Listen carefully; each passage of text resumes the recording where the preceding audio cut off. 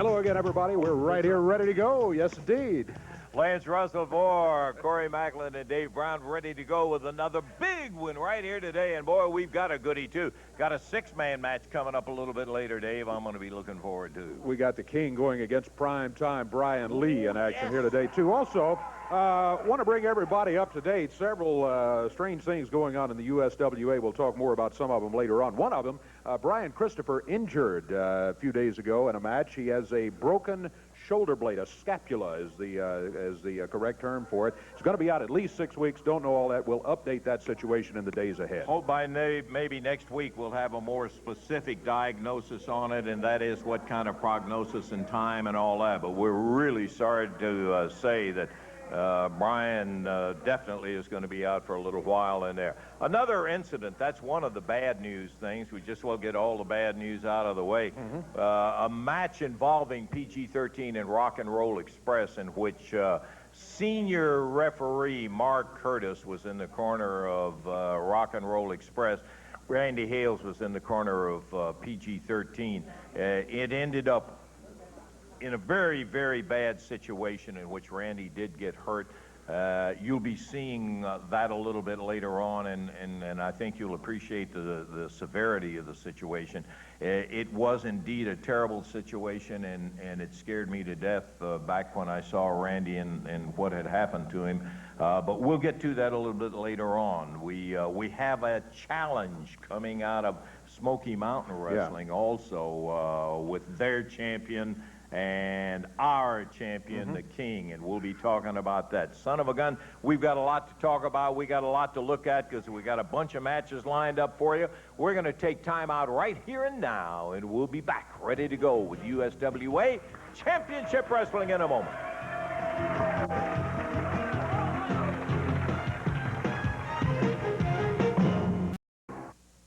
Okay, our opening bout today on USWA Wrestling. One fall with a 10-minute time limit. First introducing 218 pounds, Memphis, Tennessee, T.D. Steele. His opponent today, making his way to the ring area, the USWA Heavyweight Champion from the Pacific Northwest, 280 pounds, out of Portland, Oregon, it's Billy Jack Haynes.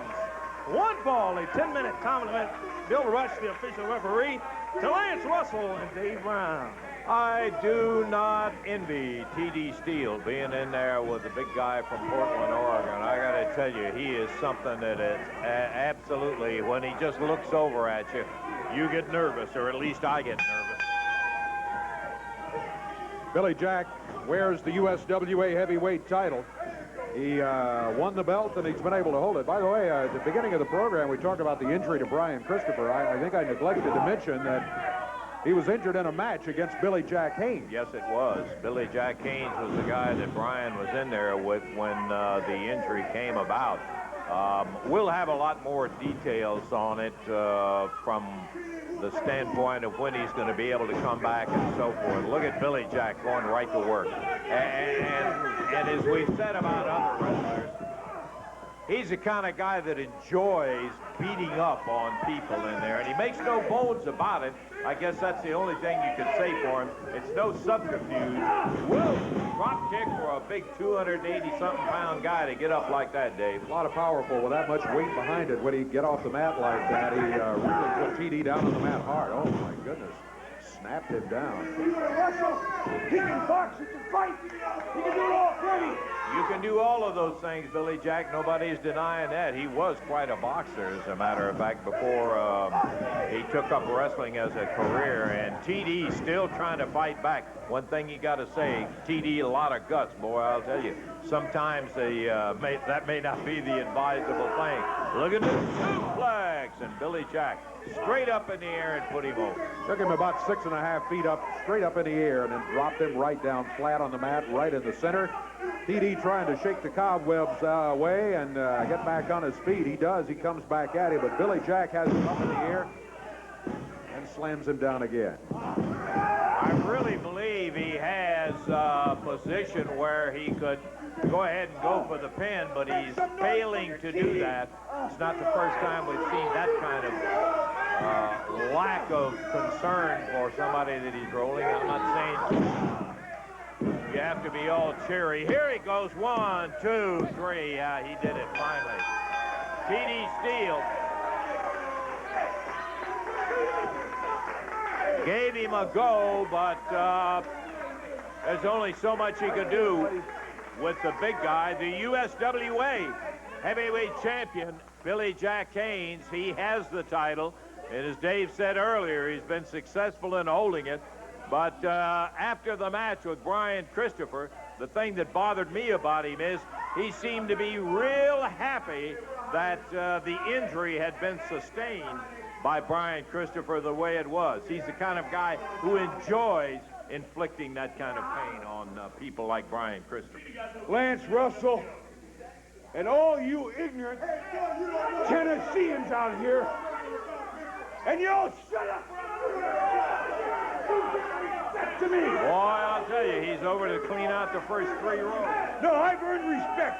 I'm the USWA champion. Now shut your face.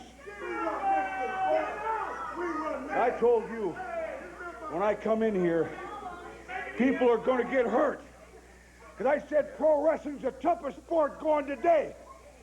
I've been a street fighter, like I said, born and raised and grazed into boxing and wrestling for 15 years. I can bench press 450 pounds. I'm in shape, and no one can carry my jockstrap in the USWA, period. Now, I can't help it if some punk comes out here named Nunnery and he presents a trophy or whatever, so I pop him alongside the head and break his eardrum. Now, poor baby, you bet I'm proud of it. Now, Brian Christopher somehow got a broken shoulder blade. I wonder who did it. You're looking at him. Don't matter. It's funny to me. He's a tough kid, but he's not tough no more. So what I'm telling you all, and everybody out there in TV land, you better understand that Billy Jack Haynes rules the USWA. So bring on anybody, anytime, any place. I'm the USWA champion, y'all. He is the USWA champion, Billy Jack Haynes. We'll take a break and be back in just a moment.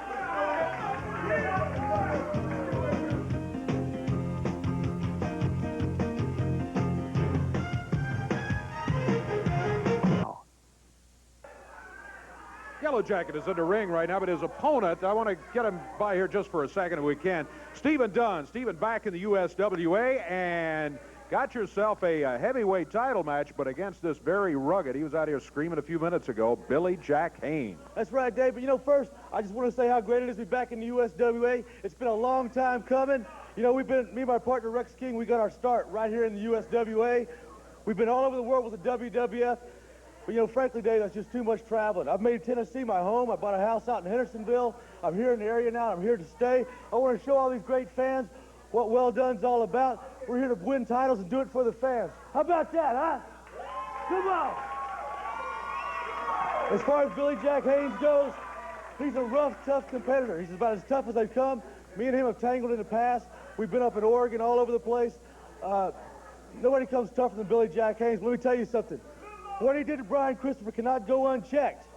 I'm telling these people right here, I'm making a promise to everybody involved.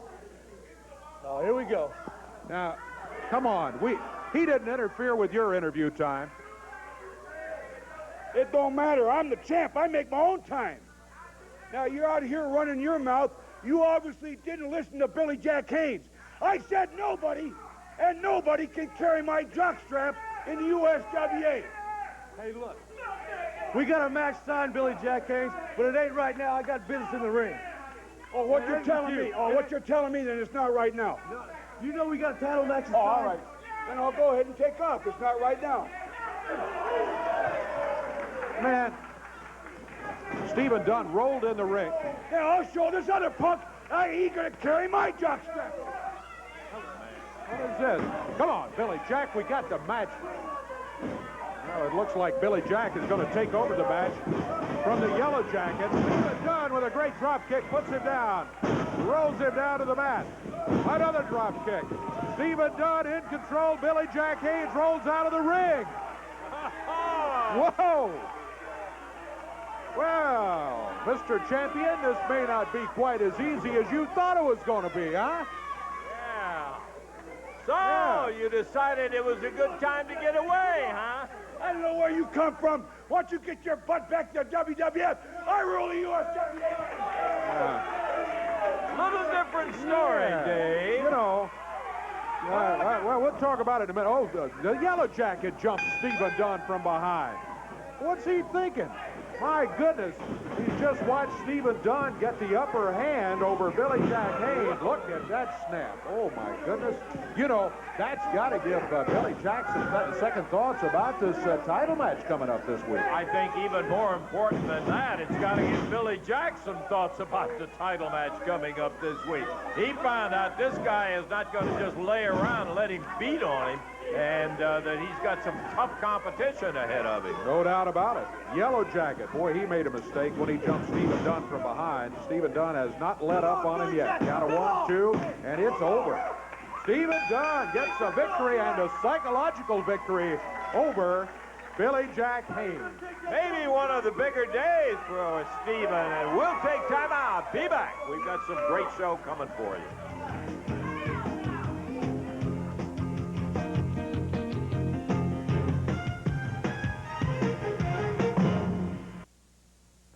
Really excited when we knew that we were going to have a match, and it turned into a series of matches with Rock and Roll Express from Smoky Mountain, the NWA World Tag Champs, and PG-13, because PG-13, you were here to see him from the very beginning. Yeah. Both of us were here to see Rock and Roll Express and Ricky Morton and Robert Gibson. We knew them when they were just kids running around. They're both second-generation wrestling families. Couple of kids who molded into one of the finest tag teams ever. Absolutely work as a team like nobody I've ever seen before, and that's the reason they've been able to hold the world title. Something happened on the way to the bank, as they say.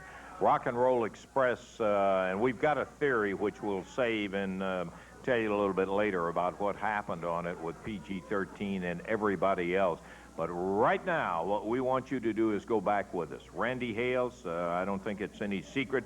Randy has been like a son to me. I've known him since he's 10 years old. He's a guy that's always wanted to be in wrestling, and I have a very special place for anybody who works that hard. He was in the corner of PG-13. Here's a young team, brash, no question about it. Folks love them because they go out and tell you what they're going to do, and they get the job done. Against Rock and Roll Express with Mark Curtis, who bears the handle of the senior referee for Smoky Mountain Wrestling, and that's something that's a misnomer, to say the least. You take a look and tell me.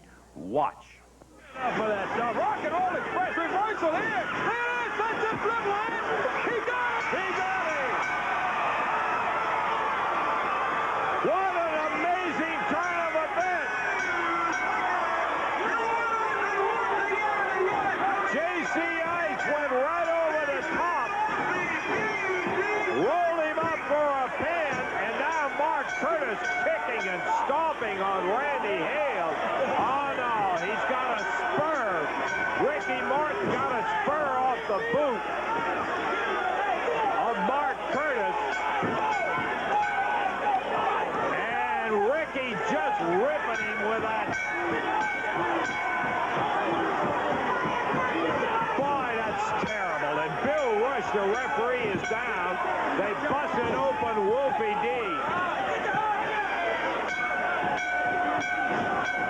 Rick Morton ripping down on Randy Hales. Randy is where he took that spur, split his head open. Now Mark Curtis, there's no excuse for that. Hey, let's get somebody out here for crying out loud.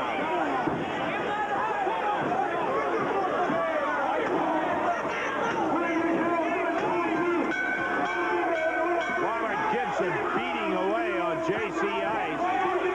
Wolfie D bleeding in the corner. Corey's gone around see if he can help.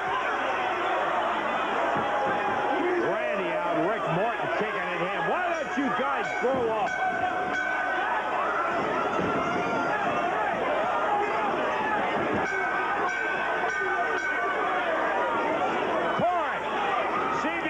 Somebody back there. Corey running back, and look at how they're pulling Randy Hale's coat down. He is covered with blood. J.C. Ice and Whoopi D are bleeding. Rock and Roll ends up losing it, and then they do it. Here comes Scott Studd, and he's met and thrown over the top rope. Brickhouse crowd from behind. Rock and Roll grabs Brickhouse, and now look at that lousy Curtis in there. You need somebody, Corey. Corey's gone back to get some more help. That's terrible. Come on, Ricky, get away from there. Leave him alone. Good morning, good on you. Why don't you leave me? Yeah, you would, too.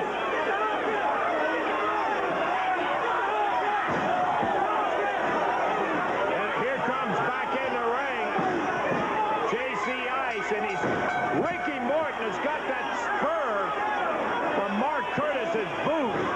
That's what he split Randy open with. And now here comes Brian Christopher and Jerry Lawler. Boy, I'll tell you one thing. You sure got to be proud of yourself. Lawler and Christopher came in.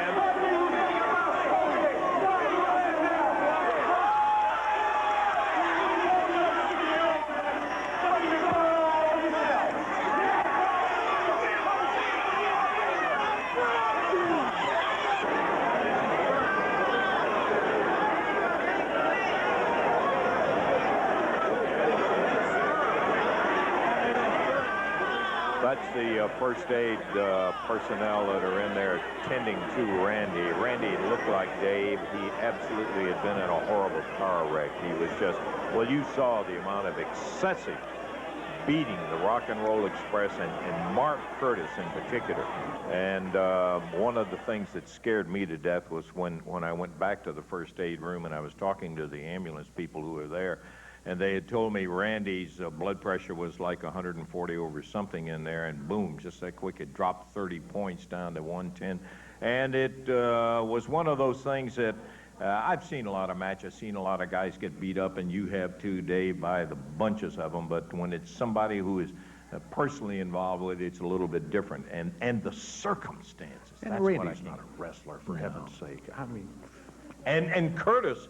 We mentioned it during the commentary of the match. He pulled, I'm telling you, he did. We saw him. He pulled off that spur off of the boots that he was wearing. That's what Ricky Morton had, and that's what he got to it. I was saying I had a theory about it. I think what it was, Rock and Roll Express, they started right here. The kids came into fruition as one of the great tag teams that we have ever seen. I mean, really, they still work as a tag team like nobody else around, hardly. But what happened? Time passed. They lost it here. They lost it there. They got the titles back and so forth. Not to say they can't go, but all of a sudden they go against PG-13. I really look forward to that match. Got in there, had a heck of a match. But Rock and Roll with rabbit ears, they heard the way the crowd reacted to them. They heard them come in there and say, "Whoa, what happened to you folks? We were your favorites, and now you're rooting for PG-13. And I think they kind of got a little worried, not only from an ego standpoint that was happening, but from a challenge standpoint that maybe this scrawny little team that they talk about had more going for them than they thought. Well, I can tell you one thing, they have a lot to worry about. Rock and Roll Express, I absolutely cannot believe what they have turned into. And Mark Curtis, you're no head referee, you are a thug. And I say that without any hesitation at all. Listen, you want to hear, you want to know why? Take a listen to this interview coming up with Rock and Roll Express, and that will tell you what they are like. Take a listen to it. I can't believe it. Randy Hills, what did I tell you? I told you, Randolph, if you stuck your nose into our business, not just Rock and Roll Express, but Smoky Mountain Wrestling, the NWA, if you stuck your nose in our business, that you were going to get hurt. Only in my wildest dreams did I ever believe how bad we were going to hurt you. Everybody in the Mid-South Coliseum, young fans, old fans, even that old decrepit old fossil Lance Russell had a tear running down his eye, just like that old Indian in those commercials. Does anybody ever cry whenever their promoter gets beat up? Like Don King? Nobody cares about Don King, but apparently in Memphis, everybody cares about you. We did it. Smoky Mountain Wrestling. It doesn't matter who it is. All the stars were upset because their promoter got hurt. Brian Lee, from the top to the bottom, the good and the bad, they were horrified at what we did. And we did it to the best of our ability. We did it because we're the true outlaws in professional wrestling, Smoky Mountain Wrestling. And Ricky, what do you got to say about the PG-13? You know what amazes me? How these people think PG-13 are their greatest heroes of all time. But these heroes, what could they do? Because they was laying there helpless in a pool of blood. All we want to say is, guys, welcome to our world. Yes, sir. You see, guys, you was there. It took 20 or more of all the USWA wrestlers to come to the ring to get Rubber and I off of PG-13 and Randy Hill. You see, 20 of them, Robert. What's that make us? What does that make the Rock and Roll Express, and what does that make Smoky Mountain Wrestling? Number one. Now, after all the ambulances, the people climbed the blood, the police, and everybody being down there, what happens? Eddie Marlin gets up out of his wheelchair, goes over and calls Bob Armstrong, commissioner of Smoky Mountain Wrestling, and demands that we come back to Memphis. But you know what's better than that, Robert? PG-13 wants a Texas death match with the Rock and Roll Express. Guys, didn't you learn your lesson last time? What are you thinking, idiots? What are you thinking? A Texas death match. Falls don't count. No disqualification. Falls count anywhere in the building. Guys, what are you asking for? You cannot stop this match on account of blood. You can't stop this match because you knocked the referee down. If it's one of USWA's, of course. But guys, you understand this. If you think in your head for 1 minute that you're gonna come and get revenge on the Smoky Mountain Wrestling or the Rock and Roll Express, you remember this, guys. Everybody has an opinion. And you know what our opinion is. This time, guys, you're not gonna walk out. You're gonna be laying in a hospital bed right beside Randy Hill. See ya. Well, the only thing I think Rick Morton said it, and Mark Curtis in there, they're outlaws, which makes Smoky Mountain Wrestling a haven for outlaws because they're the ones that's condoning the whole thing. No doubt about it. Hey, listen, I want to tell you something. Just get out of here. You're here for a coin toss. No, you don't get anything. You're here. Will you quit? I want to tell you people something. Give me the microphone. You're not going to have an interview in here. What do you mean? Get out of here. This is the way I treat you because you're a thug and that's all there is to it. Now get out of here and wait. We don't have to interview you. Just get out of here. I'm telling you, you better get out of here right now. We'll have you Don't arrested. put your hands on him.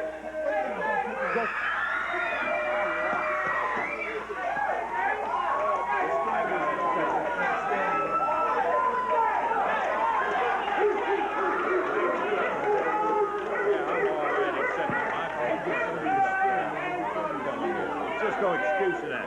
Spur, look at you guys, for crying out loud. They took that spur, they took boots, beat you guys. We've done a lot of talking. By the way, Randy is out of the hospital, and he's doing okay, but not as good as we would like. And you guys are back and ready and talking Texas Tornado Death. Yeah, that's right. And, you know, I'd like to just say something about Randy there.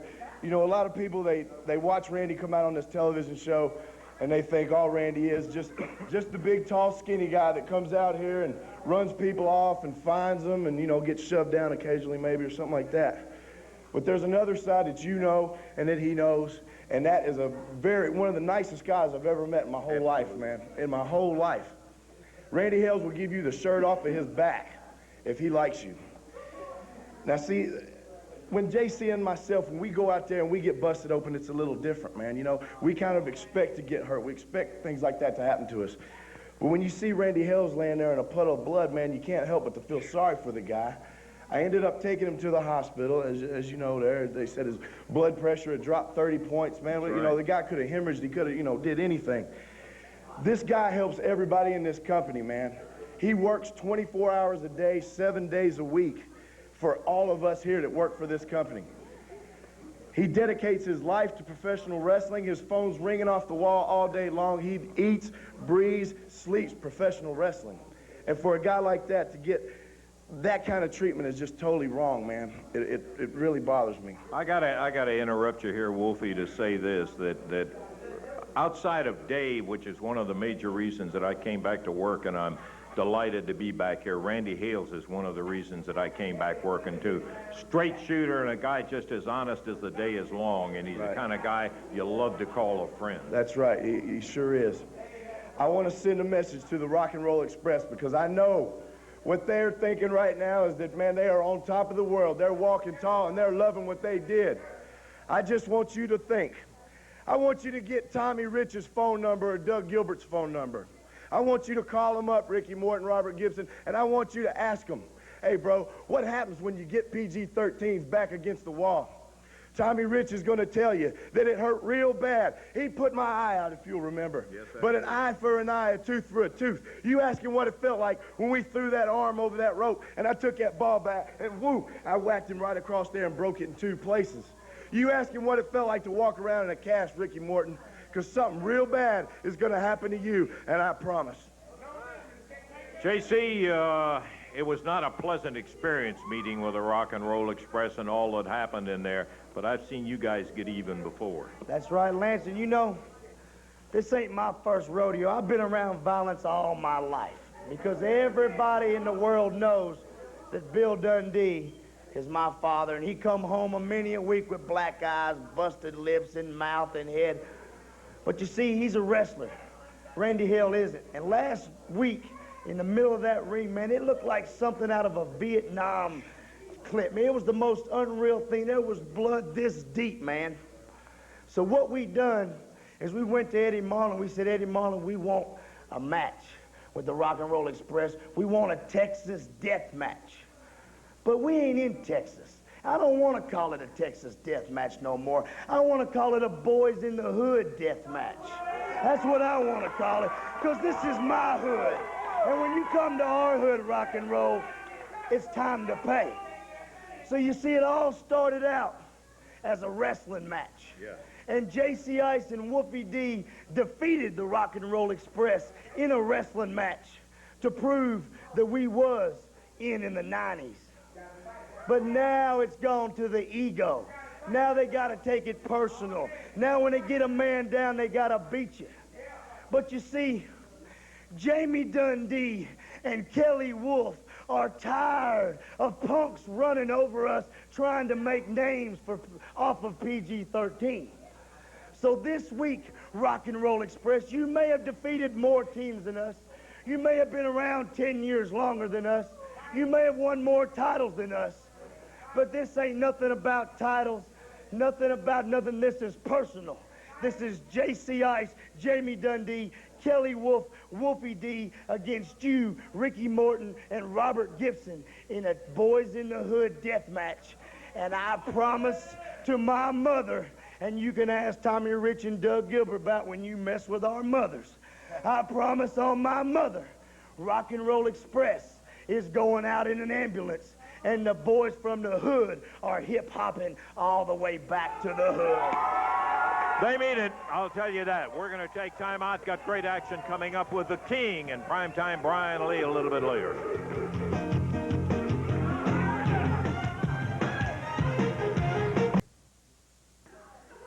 Buddy Landell, Jim Cornette. I got to tell you, there's multiple mouths when you put those guys together. Oh, there's no doubt about it. You know, a lot of noise coming out of the Smoky Mountain Wrestling, the SMW these days. One thing that has happened, and more about that as we go along here, but in just moments, we're going to have a coin toss. Yes. The coin toss is set up because there is a unified title match, and what Smoky Mountain has protested, and they've demanded that they have this coin tossed, and it'll take place here in just a few minutes. But as you said, and you get Landell and Cornette going. Well, it's all of these lame things about the referees are in the pockets of Lawler and Dundee, and I've heard that routine and all that. Let's take a listen to what Cornette and Landell had to say. No, I know what you're thinking, but it's not true. It's not General George S. Patton or maybe General Norman Schwarzkopf standing here. No, not any of those flunkies. It's General Jim Cornette of Cornette's Militia and my top lieutenant, Nature Boy Buddy Landell. And I know all you people out there in the USWA, you're in a state of turmoil, a state of shock, because after the last few weeks, anything can happen. First of all, a Smoky Mountain Wrestling referee, not even a wrestler, mind you, but a referee comes to the USWA and hospitalizes your promoter, Randy Haynes, puts him in a hospital in critical condition, had the ambulance crews, had the paramedics in a panic, had all the USWA wrestlers crowding around the ring thinking that their boss was going to go to the hospital or maybe even a graveyard, and everybody was all upset. And then PG-13, your supposed greatest tag team, they can't handle the Rock and Roll Express. The Rock and Roll Express nearly put them in the hospital. It looked like Vietnam. I don't know what PG-13 was thinking anyway, because if I've had trouble in the past beating the Rock and Roll Express, a couple of little punks like that wouldn't stand a chance. And now the coup de grace, the crowning glory, my top lieutenant, Nature Boy Buddy Landell, is coming to the USWA for a unified world title match with Jerry the King Lawler, a guy who's been on top of the mountain for a long time. But Lawler, just like the city of Memphis, Tennessee, you were built on a bluff. And Cornette's Militia and Buddy Landell in particular are going to call your bluff, because if I rule Smoky Mountain Wrestling and Smoky Mountain Wrestling dominates the USWA, Happy New Year, that means I'm the big man. So Bud Bro, you are the Nature Boy, and all you got to do is go to the USWA and take that unified world title from Jerry the King Lawler, and then everybody will know who the dominant force in professional wrestling really is. You see, let me put it to you like this, Jerry Lawler. I've been up and down since I turned 17. I've been on top and seen my wildest dreams. I got it back. I'm feeling better every day. Tell all them pencil pushers to get out of my way. You see, Jerry Lawler, up till about a year ago, I was my own worst enemy. I've been on top of this business. I made an awful lot of money, man, and I blew it. But a year ago, I defeated my own worst enemy, which is myself. I lost 50 pounds, Smoky Mountain heavyweight champion. I've defeated everybody here, and I come there a couple of weeks ago, and you had the audacity to stick me in the ring with a puke like Steve Dunn. I blew him up in 3 minutes and kicked a mud hole in him, and then I walked it dry. And you see, what I'm talking about now is I need that unified title to accomplish another goal. I want to be a world champion, whether it's going to be in the WWF, wherever it's going to be. I'm world championship material. And let me explain something to you. An awful lot of people have written Smoky Mountain Wrestling off. Well, let me tell you something. Smoky Mountain Wrestling's where it's at. See, because the guys are here, can't get a job nowhere else because we're mean and nasty. I've been told by Eddie Marlin, pack your bags up and leave. We're a family business, and you just don't fit in with our plan. Well, that's fine, because I found a place where I fit in and fit in well, and that's Smoky Mountain Wrestling, baby. And I'm the man that stirs the drink here, Jack. So, Jerry Lawler, you've been around a long time. You lived a good life. But let me clue you in on something. I'm better than I've ever been before in my life. No, come on now. What are you talking about? Calm down. Don't have a stroke like Lance Russell. The reason why I'm here today is because... No, wait. The reason why I'm here today is because the USWA heavyweight title is going to be on the line. The World Unified Belt, Buddy Landell versus Jerry Lawler. Now, when we heard about this, and knowing how your referees do business around here, okay, they sent me down here to make sure that things were done properly. And the reason why things have been done properly is because you got crooked referees like this yo-yo running around here. And You know what happened? We called, we begged, and I wanted to make sure things were all right. But no, they wouldn't let me referee this match. So we almost had to throw in a lawsuit on it to get them to agree to a coin toss. So today we're going to have a coin toss, which I'm sure I'm going to win. And I don't know about this yo-yo, but whenever you're ready to... I'm ready. I've got the coin, and you just... What do you... Call heads and tails, each of you. Heads, Curtis, tails. Here we go. Tails! Tail. Yes! It is. Yes! It's tail. Well, that's Right, not it's done tails. good news. Yes! I am going to be the referee, and things are going to go nice and fair, down to even. You're done. You were here for the coin toss, and that's all that you were allowed to be here for. That's right, I won. It's going to be called down the middle, fair and square. We'll see when that... Yeah, down the middle, fair and square. You wouldn't know fair and square if it ran over you. Okay, we got a big match coming up, Corey, with the King in prime time. Take it away. Okay, buddy, we're ready right here on USWA Championship Wrestling. One fall, the 10-minute time limit. Making his way to the ring area, led by Brendan Baxter, 289 pounds. It's primetime Brian Lee. His opponent today, the unified world heavyweight champion at 234 pounds, from Memphis, Tennessee, Jerry the King Lawler. Bill Rush is the referee assigned for The this King in primetime Brian Lee. And I tell you, after having to put up with that Curtis being around here, I'm not in the mood for Brandon Baxter. I can tell you that for a fact. Boy, isn't that the truth? Things don't man. get any better. But I tell you what, with this Curtis, of course, Lawler's unified title defense coming up this week against Buddy Landell, and with a coin toss, that is something that the USWA had hoped after seeing the way Curtis has, and I use the word loosely, refereed matches before. They wanted a referee who would call it down the middle. But then the SMW, the Smoky Mountain Wrestling folks, as Curtis indicated, threatened a lawsuit. So the settlement was, all right, we'll have a coin toss, and then whoever wins, it'll be either you or a USWA referee. And Curtis has just won. I'm still stunned. Not good news for the King. But he's got more immediate things on his mind right now, because here's 280 pounds of bad intentions facing him right across the ring. Whoa! Now that's the Jerry Lawler. We know he can do it to you. He gets a guy like Brian Lee, and he just rattles it. He goes back. Uh-oh. I think Lee's been reading some of Jerry's book, but to the midsection. He comes after it back in the corner. Brandon Baxter yelling and screaming from outside. He's over at Brian Lee's corner. Well, not for long. He grabs Lawler, chokes him with a rope, hits him with a right fist. Brian Lee celebrating. Chop across the top of the head. Lawler brings the strap down. Look out, Brian Lee. Whoa, good right hand. And Brian Lee gets aided from Brandon Baxter. Uh-oh, Lawler grabs him, pulls him right up into the ring, but that means turn your back on Brian Lee. Not a good idea. Iron Man Jimmy Harris coming over, Dave, grabs a leg of Lawler as Baxter's going at him. Primetime Brian Lee holding him from behind.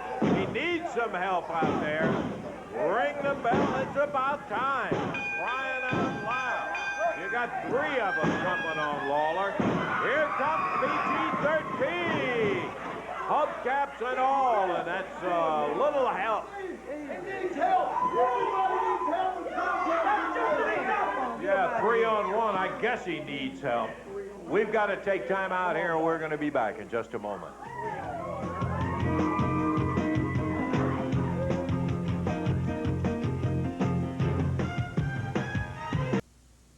From Memphis, Tennessee, Ken Raper, his partner from the Mississippi Riverboats, the Gambler, And from Hollywood, California, Gorgeous George III. Their opponents today from Miami, Florida, Brickhouse Brown, and his partners from the hood, JC Ice, Wolfie D, PG-13. Bill Rush, referee for this six-man tag. To Lance Russell and Dave Brown, this should be a goodie.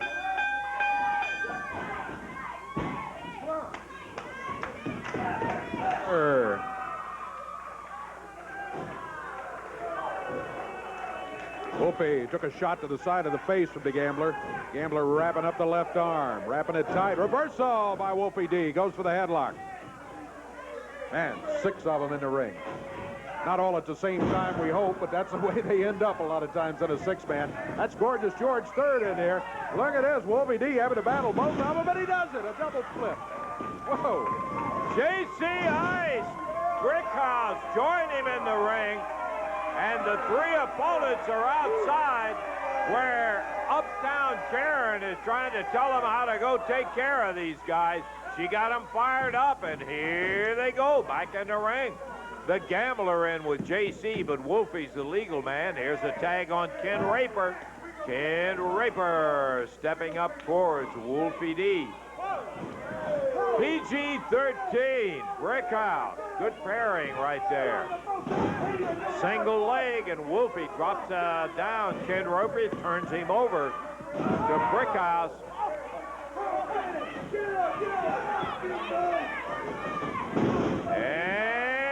Pops him over and down. We got to take a break now. Getting pretty close to it. Time's running tight. Raper with a big right hand. Makes the tag.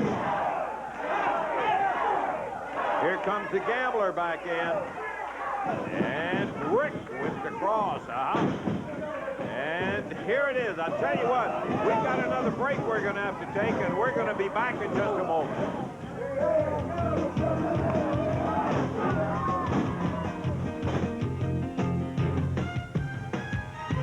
King did not have an outstanding end to his day here with people outside the ring grabbing onto his legs and everything else in there. It was a weird day today, and we had to take a break. The official result of that match was Brickhouse Brown got a pin on Ken Raper, and I mean, action was going everywhere, though, and time just got a little tight. We apologize for that. That happens from time to time on television, and anyway, that's how the match came out. We had to take a break. That's all there is to it. We don't have to apologize for commercials. Well, okay. Well, I'll tell you what, I'm stirred up today, and it takes somebody like Mark Curtis. I mean, he gets you. What the thing that really burns me up, Curtis came out here, and he started trying to take over this whole thing, and we're not going to put up with that. We don't have to put up with thugs doing that kind of stuff around here. And PG-13 came in here and ran him out of here, and that's exactly what I hope that they're going to do with the Rock and Roll Express. Well, what a shame. We've talked about the thing with Mark Curtis, and you know, he's claiming to be the head referee of Smoky Mountain Wrestling, calls him right down the middle. Every time we've seen him, it's been a disaster. And he has, you talk about one-sided, that's hardly even a very good description of the situation with him. And just Rock and Roll Express, we've also talked about one of our favorite tag teams for years and years, and all of a sudden they're different people than when we knew them. Yeah, I think it becomes threatened. Maybe that's what it is. They see things maybe not going as well for them, and they see a young team like PG-13, and they feel threatened about it. I'll tell you, the thing that bothers me is I mentioned it right when we came back out here. Now the King has got to put that unified title on the line, going against Nature Boy Buddy Landell. Hey, this guy's no pushover. Lawler knows that. And he's got to have a referee in there who is so pro Smoky Mountain, he will do anything in the world to make sure that Landell knocks Lawler off and he loses the unified title. And we can say that because Curtis has proved that every time he's shown up in the match. That's exactly what he has done. So now Lawler not only has to wrestle Buddy Landell, he also has to take into account the referee. But the King has said, Mr. Curtis better look out because he can take care of him too. So we'll just have to see what happens in that one. Well, it's been a frustrating and absolutely complex situation. with Brian Christopher out. Brian, we certainly hope and by next week we'll have a better prognosis on how long it's going to be and more things. Hopefully we'll have Brian back here. Do well. And Randy Hales, we really hope you take care of yourself and get back here, bud. And meanwhile, don't worry a thing in the world about it, because there will be people like PG-13 that will be taking care of business. We got to get out of here, Dave. For Corey Backlund, Dave Brown, this is Lance Russell saying join us again next week. And until then, bye-bye, everybody. The announcers on this program are selected and paid by parties other than this station, namely the promoters of USWA Championship Wrestling.